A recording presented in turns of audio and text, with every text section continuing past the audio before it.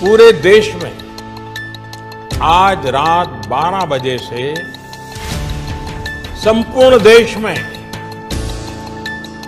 संपूर्ण लॉकडाउन होने जा रहा है। तो सुना आपने प्रधानमंत्री नरेंद्र मोदी को, उन्होंने कहा है आज रात 12 बजे से पूरे देश में संपूर्ण लॉकडाउन। हालात ये हैं कि देश में कई जगह सड़कों पर बिहार के मजदूरों को भूखे प्यासे पैदल जाते हुए देखा जा सकता है। जान हथेली पे देख के जा रहे हैं, न पहनने को, न खाने को, न कुछ। कैसे मर जाऊं, क्या रहूं, क्या खाऊं, कोई सुविधा नहीं तो क्या करूं। तो हम लोग नहीं जाएंगे तो यहाँ मर जाएंगे भूखा प्यासा।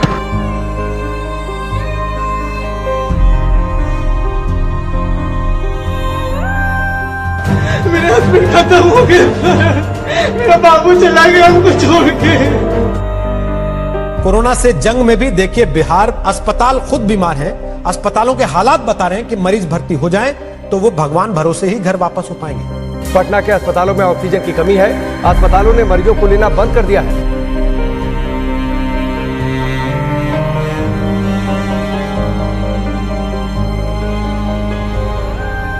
समझ लो ऐसी यादें हैं कि मरते दम तक नहीं भूल पाएंगे। कोविड विश्वव्यापी समस्या थी, संकट आया, सबको कष्ट हुआ, लॉकडाउन हुआ, त्राही त्राही मची। लेकिन पूरे देश में जो दुर्दशा बिहार के लोगों की हुई, लोगों ने बिहार के लोगों को घरों से निकाल दिया। लोगों को बस तक नहीं मिला, ट्रेन नहीं, गाड़ी नहीं, पैदल चल के बच्चों को लेकर अपनी पोटली, अपनी जीवन की पूरी कमाई जमा पूंजी लेकर हजार हजार किलोमीटर महिलाएं, बच्चे पैदल चलकर आए। महीनों तक वो नजारा चलता रहा और हम जैसे लोग सारी शक्ति, ताकत, साधन होने के बावजूद कुछ नहीं कर सके। ऐसा लगा कि नहीं, अगर भगवान ने शक्ति बुद्धि दी है, कुछ ऐसा करना होगा जिससे कि समाज सुधरे। नेताओं को जिताते हराते रहने से कुछ नहीं होगा। मेरा मोह भंग हुआ। फिर साल भर अपने लिए रखा, सोचने के लिए, समझने के लिए कि क्या करना है, कैसे करना है। और तय करके जब 2 मई 2022 को मैं आया बिहार में, 2 अक्टूबर से गांधी आश्रम पश्चिम चंपारण से पदयात्रा शुरू करेंगे। हर गांव, हर शहर, हर गली, हर मोहल्ले, हर पंचायत में पहुंचने के लिए पूरे बिहार में एक बार जाने का प्रयास करेंगे। जन सुराज क्या है? ये समाज की मदद से एक नई राजनीतिक व्यवस्था बनाने का प्रयास है। लहरा दो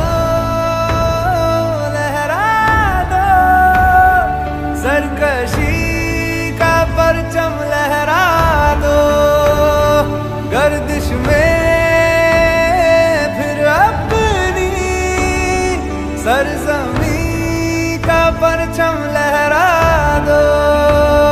पूरे बिहार में 3 बरस पैदल चल के आपके गांव समाज को मत कर आपके बीच से ऐसे आदमी को चुन कर निकालेंगे जिसके पीछे अपना पूरा पैसा, शक्ति, ताकत, बुद्धि सब लगाएंगे और आपके आशीर्वाद से उसको जिता कर लाएंगे।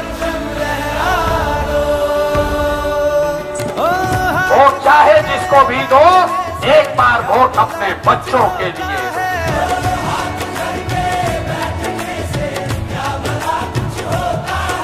वोट देते समय स्वार्थी बनिए, अपना और अपने बच्चों का हित देखिए।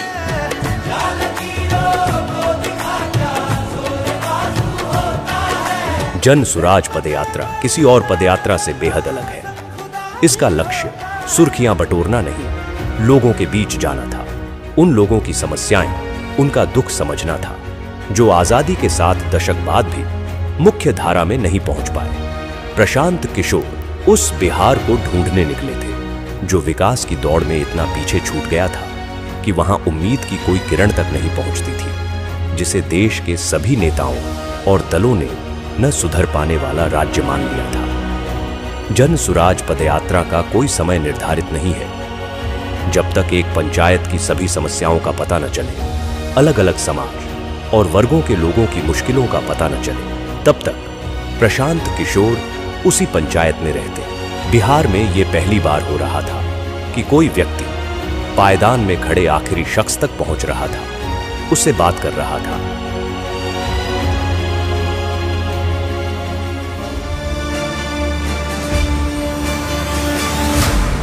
रात में पदयात्रा जहां खत्म होती, वहीं कैंप लगाया जाता। इस कैंप में प्रशांत किशोर 200 से 250 पदयात्रियों के साथ रुकते।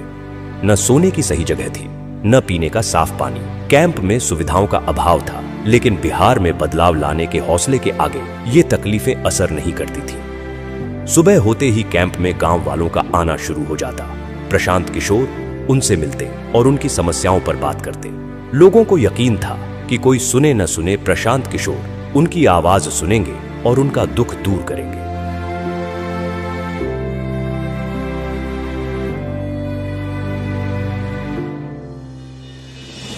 पदयात्रा हर वक्त चुनौतियों से भरी हुई थी। हर पल एक इम्तिहान था।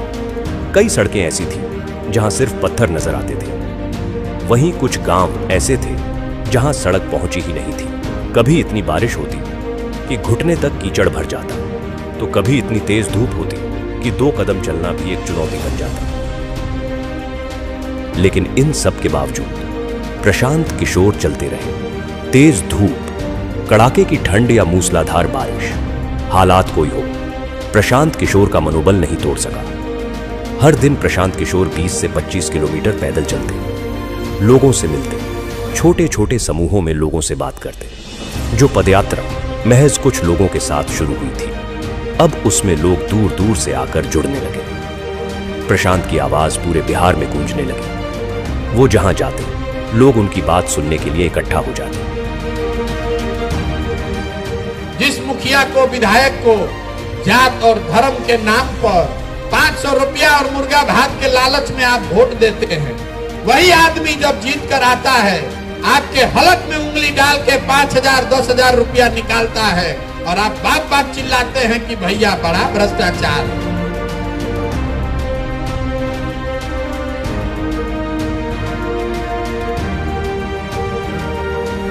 लेकिन इसी बीच कुछ ऐसा हुआ जिसने सबकी सांसें अधर में लटका दी। लगातार खराब रास्तों पर रोजाना 20 से 25 किलोमीटर चलने की वजह से प्रशांत किशोर की कुछ मांसपेशियां फट गईं। वो चलने फिरने में असमर्थ हो गए। डॉक्टर ने उन्हें कुछ हफ्ते आराम करने की सलाह दी। समस्तीपुर में जब एंट्री हो रही थी, वैशाली से हम लोग समस्तीपुर की तरफ बढ़ रहे थे, तो शाम के बाद अचानक से हमारी नजर जब प्रशांत किशोर पे पड़ी तो उनके पैरों में बहुत तकलीफ थी। मतलब वो जूझ रहे थे उस तकलीफ से, उनसे चला नहीं जा रहा था। और चूंकि वो बहुत संकल्पित थे और जैसा कि सबको पता है वो बहुत जिद्दी आदमी है, 5-6 किलोमीटर का डिस्टेंस अभी और रह गया था। बावजूद इसके कई लोगों ने आके बताया, हम लोगों ने प्रशांत को कहा कि भाई आपसे नहीं चला जा रहा है तो आप किसी गाड़ी पे बैठ जाइए, वहाँ से हम लोग चलते हैं। लेकिन तब भी उन्होंने उसको किसी तरीके से कंप्लीट किया। शाम को जब पदयात्री आपस में बैठ के बातचीत कर रहे थे तो ये बातचीत चल रही थी, सब मायूस थे और एक बार के लिए लग रहा था कि अब शायद ये पदयात्रा कभी ना चले, जितना तकलीफ में प्रशांत किशोर उस वक्त दिखाई पड़ रहे थे। लेकिन महज कुछ दिनों के बाद ही उतने ही उत्साह के साथ उसी मोरवा ब्लॉक के लरुआ गांव से पदयात्रा फिर से शुरू होती है। तो वहाँ महिलाएं उनको आशीर्वाद देने के लिए लगातार आए हैं। सबकी आंखों में आंसू है, इमोशनल है। जैसे ही पदयात्रा चलती है कई लोग उनको गले लगा लेते हैं, कई महिलाएं उनके सर पे हाथ रख देती है उनको आशीर्वाद देने के लिए। बुजुर्ग आके बात करते हैं और गांव में भी एक उत्साह का माहौल होता है कि जिस व्यक्ति को यहीं पे चोट लगी थी वहीं से उनकी शुरुआत हो गई।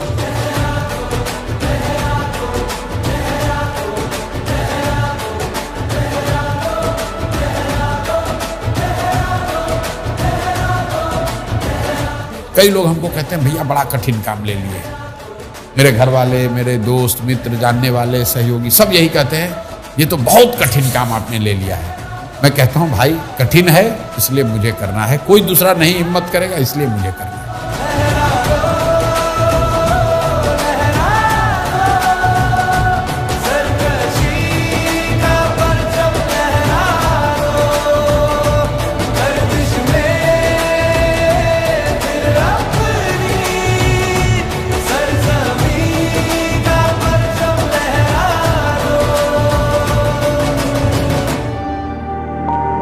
पदयात्रा के दौरान प्रशांत किशोर की पहचान एक नए बिहार से हुई।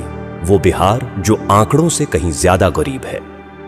बिहार जितना आंकड़ों में गरीब दिखता है और जब आप उसको इन पर्सन फील करते हो तो दोनों में जमीन आसमान का फर्क है। क्या वो इन पर्सन और भी ज्यादा बहुत भयानक दिखता है।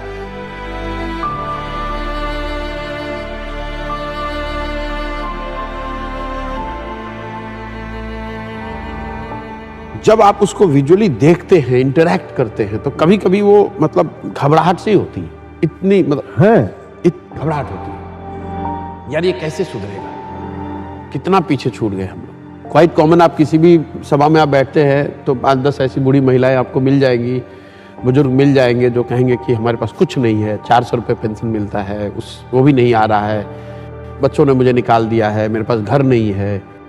वो घबराहट होती है मुझे, घंटों में सोचता हूं कि यार कैसे वो मैनेज कैसे करते हैं 400 रुपये में।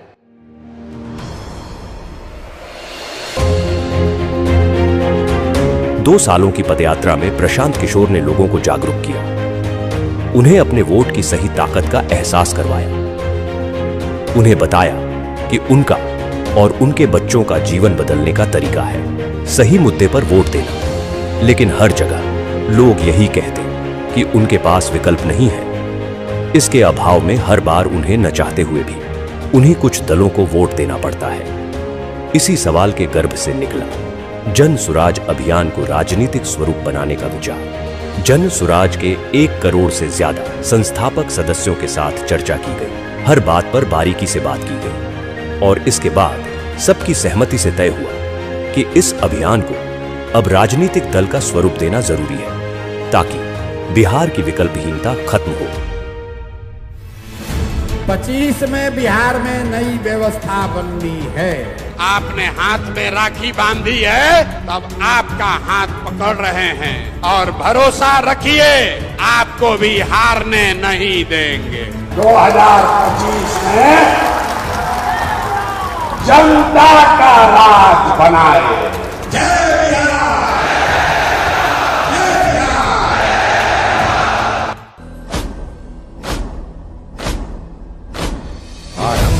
प्रचंड बोल मस्तकों के झुंड, आज जंग की घड़ी की तुम हार दो।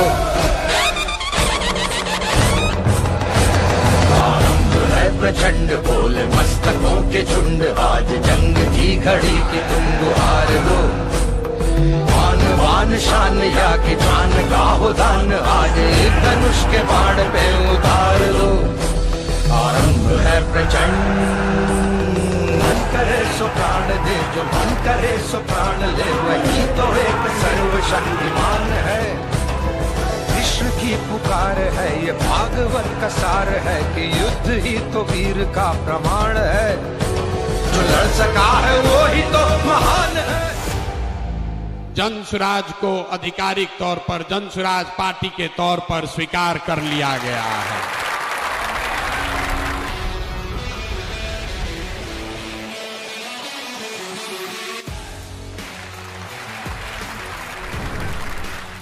जन सुराज बिहार के युवाओं की जिद है कि जिस बिहार को इस देश के बड़े बड़े दल और नेताओं ने न सुधर पाने वाला राज्य, जातियों में बटा हुआ राज्य मानकर इसके हाल पर छोड़ दिया है, उसको सुधारने का जिम्मा यहाँ के युवाओं ने उठाया है। ये हमारी जिद है। जन सुराज बिहार के युवाओं का संकल्प है कि अगले 10 बरस में देश का सबसे गरीब और पिछड़ा राज्य बिहार, इसको देश के 10 सबसे अग्रणी राज्यों में शामिल कराकर ही दम लिया जाएगा। तो जन सुराज जिद है युवाओं का, जन सुराज हमारा संकल्प है, जन सुराज एक नई व्यवस्था है, लेकिन सबसे बढ़कर ये जन सुराज का सपना है।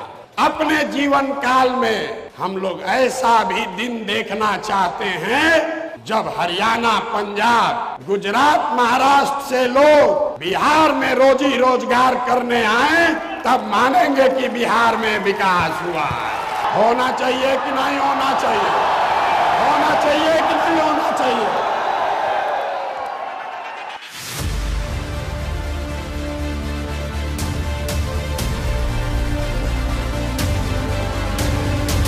कार्यवाहक अध्यक्ष जिसको नियुक्त किया जा रहा है, जिनके नाम पर सबकी सहमति है। वो सज्जन यहाँ मधुबनी के हैं जिनका नाम है मनोज भारती। ये इसलिए नहीं है कि ये दलित समाज के हैं, ये काबिल हैं जो दलित समाज के भी हैं। ये पहला ऐसा दल होगा जहां पर उम्मीदवारों का चयन जनता के द्वारा किया जाएगा। जनसुराज अपने संविधान में लिख रहा है राइट टू रिकॉल। अगर टिकट पाने के बाद, आपका वोट लेने के बाद भ्रष्टाचार चालू किया तो उसका चाबी आपके हाथ में है। 2.5 वर्ष में उसको वापस बुलाया जाएगा। जनसुराज पार्टी का जो आधिकारिक झंडा होगा उसमें महात्मा गांधी के साथ साथ संविधान निर्माता बाबा साहब अम्बेडकर का चित्र भी शामिल किया जा रहा है। कमर कस लीजिए, जंग की शुरुआत ठान दी है। अब हम लोग पीछे हटने वाले नहीं हैं। जय बिहार, जय बिहार, जय बिहार, जय बिहार, जय बिहार। प्रशांत किशोर ने आज अपनी नई पार्टी लॉन्च की। पार्टी का नाम है जन सुराज पार्टी। इस मौके पर पटना के वेटरनरी ग्राउंड में प्रशांत किशोर ने बड़ा कार्यक्रम किया। उन्होंने कहा कि वो बिहारियों के सम्मान के लिए काम करेंगे। पार्टी के झंडे पर बापू और बाबा साहब दोनों की फोटो होगी।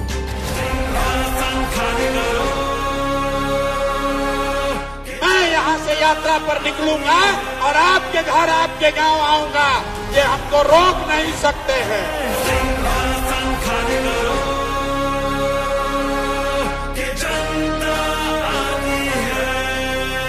6 महीने के लिए कमर कस लो और अपने इस बेटे, अपने भाई पर भरोसा रखिए। नवंबर में आपको नई सरकार बनाकर, जनता की सरकार बनाकर देंगे।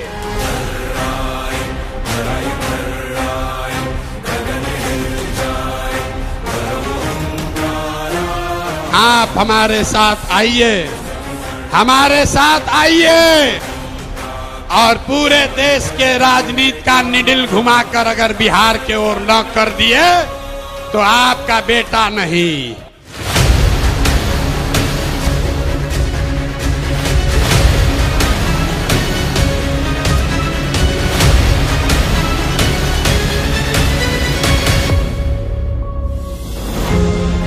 दल बनने के बाद एक बार फिर प्रशांत किशोर ने लोगों के बीच पहुंचना शुरू किया। इस यात्रा को नाम दिया गया बिहार बदलाव यात्रा।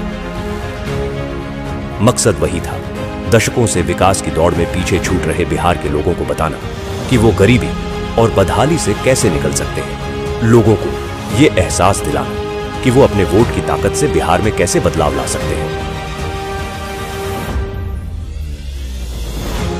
यात्रा की शुरुआत जयप्रकाश नारायण के पैतृक गांव सिताब दियारा से हुई, लेकिन वहां पहुंचकर पता चला कि जेपी के घर का बिजली कनेक्शन कटा हुआ था क्योंकि बिजली बिल का भुगतान नहीं किया गया था।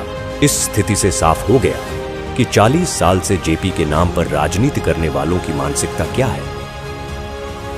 प्रशांत किशोर ने इस स्थिति को जनता के सामने रखा। भाई बताइए, जेपी के घर में भारत रत्न आपने दे दिया, आप जेपी की महिमा मंडल कर रहे हैं, नाम पर कुर्सी पर बैठे हुए हैं और उनके घर में बिजली नहीं है, अंधेरा रहता है। इससे ज्यादा दुर्भाग्य की बात क्या हो सकती है। नतीजा यह हुआ कि जेपी के घर की बिजली बहाल हुई। इस तरह बिहार को बदलने की यात्रा की शुरुआत जेपी के घर की स्थिति बदलकर हुई। 1 साल से कटी हुई है डिस्कनेक्ट में। आज प्रशांत साहब आए हुए हैं तो बिजली चालू हो गई यहाँ पे। बिहार बदलाव यात्रा ने इस बात को साफ कर दिया कि प्रशांत किशोर ने लोगों के मन में उम्मीद भर दी है। वो जहां जाते हजारों की भीड़ उनके स्वागत में खड़ी रहती। लोग दूर दूर से प्रशांत किशोर को सुनने आ रहे थे। वोट बिहार का तो फैक्ट्री कहाँ लगना चाहिए, बिहार में कि गुजरात में? सबको बोलना है, वोट बिहार का तो फैक्ट्री कहाँ लगना चाहिए, बिहार में कि गुजरात में? बिहार में कि गुजरात में?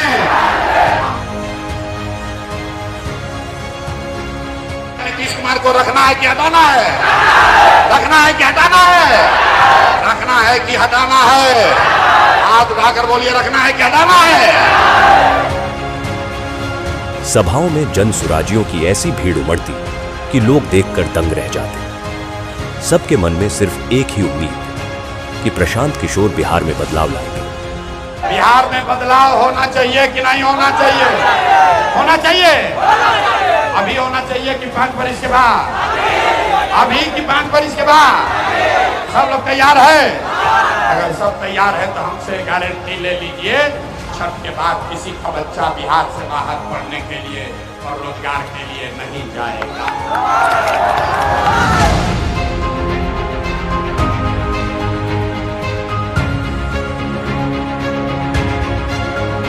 प्रशांत किशोर ने बिहार में इन 3 सालों में जो करके दिखाया है, उसने बिहार की राजनीति की दशा और दिशा दोनों बदल दी है। प्रशांत जी को देखता हूँ आजकल घूम रहे हैं पूरा बिहार, गांव-गांव जा रहे हैं, बहुत परिश्रम कर रहे हैं। उनकी बातें तो बड़ी इंटरेस्टिंग और बड़ी फैक्ट वाली बातें करते हैं वो। प्रशांत किशोर जो है, इसमें कोई डाउट नहीं है कि एक शक्ति के रूप में एक ऑल्टरनेटिव पॉलिटिकल पार्टी के रूप में अपने को एस्टैब्लिश नहीं किया हो। मैं प्रशांत किशोर जी को फॉलो कर रहा हूँ क्योंकि उनकी बातें कनेक्ट करती हैं मेरे से। वो तथ्य रखते हैं सामने और सार्थक बातें करती हैं, पॉजिटिव बातें करते हैं। कास्ट या रिलीजन और इन सब से उठ के बहुत ही प्रैक्टिकल बातें। बिहार में प्रशांत काम कर रहा है, मुझे उनसे बड़ी आशा है। मुझे इनमें बड़ा तेजस्वी युवक दिखाई देता है जो बिहार का दर्द जी रहा है। 3 साल से गांव-गांव रोड वो घूम रहे हैं, लोगों के बीच में जा रहे हैं। ये इस चीज को मैं दाद देता हूँ, सलाम करता हूँ इस भावना। प्रशांत किशोर जी को जब मैंने अभी देखा लास्ट सम 2-3 इयर्स से बिहार के लिए बात करना, तो लगा कि नहीं, ये एक परिवर्तन करने की समय है और इस परिवर्तन के क्षण में मैं अगर उनकी ताकत नहीं बनूं पीछे से,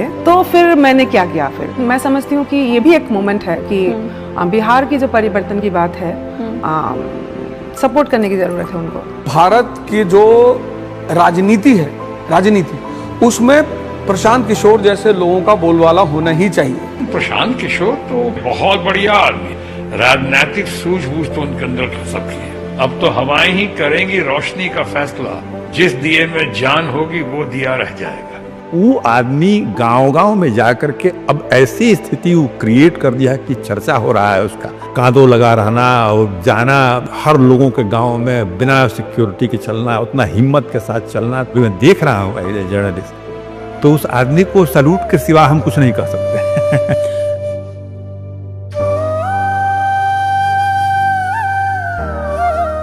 जीवन में मेरे पास जो कुछ भी है वो सब कुछ मैंने इसमें दांव पर लगाया है, अपना सब कुछ झोंका है इस पर, और ये तय करके आए हैं कि चाहे जो भी करना पड़े, किए बगैर मानूंगा नहीं।